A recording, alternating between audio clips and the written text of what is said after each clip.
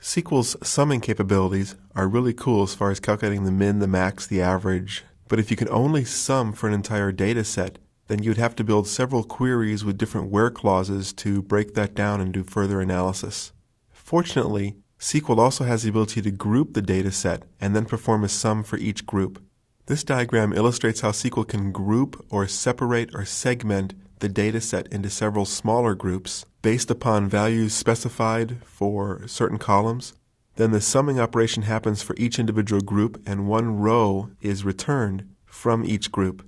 And then that's placed into a final data set. Let me show you how this happens in code. So we're still looking at the raw data table. There's the from clause. Then the group by clause will happen. And so for every category listed, it will segment that out, separate it into a separate group, one per category. Then it will go ahead and calculate the count, sum, average, min, max. And we can also list the category here as well, which brings us to an important point. When you're doing an aggregate query, let me scroll back up to here. Notice that every column was an aggregate function.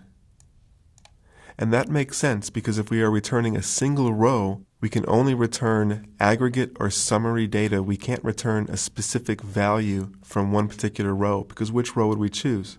Now when we're getting to the grouping, the legal columns would be any type of aggregate function or any type of group by column that we selected. So let's run this query so you can see the result and open up the result pane slightly. As you can see, there are three categories. So the group by function broke the result from the raw data into three separate, you can think of them as separate data sets, and then calculated the sum, the count, the average, and the min and the max for each category. Then we returned that category name along with the results. And just to demonstrate that the group by actually does occur after the where clause, so this query takes all the data from raw data, filters the rows to only those of the year 2006, then segments them into different categories, just like the last query, but this time you'll see the where clause pulls back less data because we're filtering it to year 2006. It's also possible to segment or to group by multiple columns.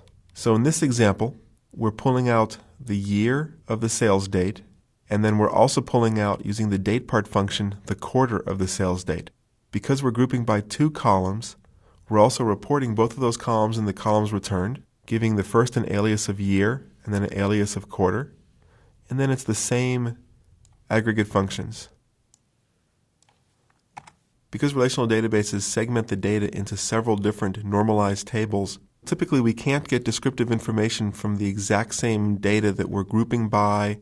We want to pull out better descriptions because every column we return must be one of the group by columns or an aggregate function. That presents a problem, and there are a couple of ways of solving that problem. Let me open this up and give us some more room. Just to demonstrate that problem, region is not an aggregate function, and it is not part of a group by, so we can't include that. And just to set up a solution here, I'm going to create a table called raw category, insert a few values there,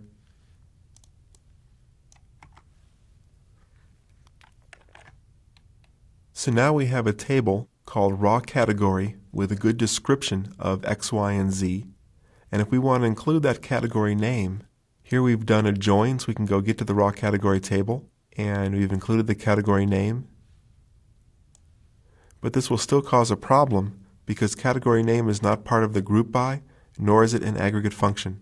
And in fact, there is the error. There's two ways to solve this. The cheesy way is to go ahead and just include category name as part of your group by.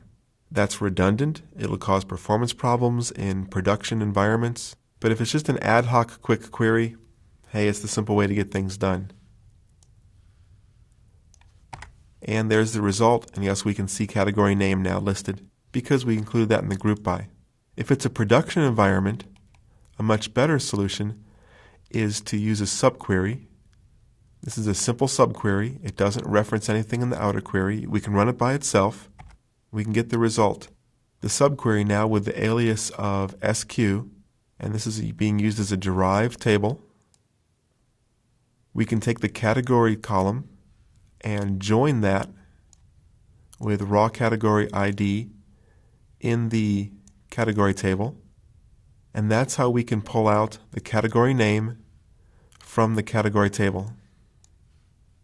The advantage here is that SQL Server only has to group by one column, not looking up any other columns or doing any other additional checks.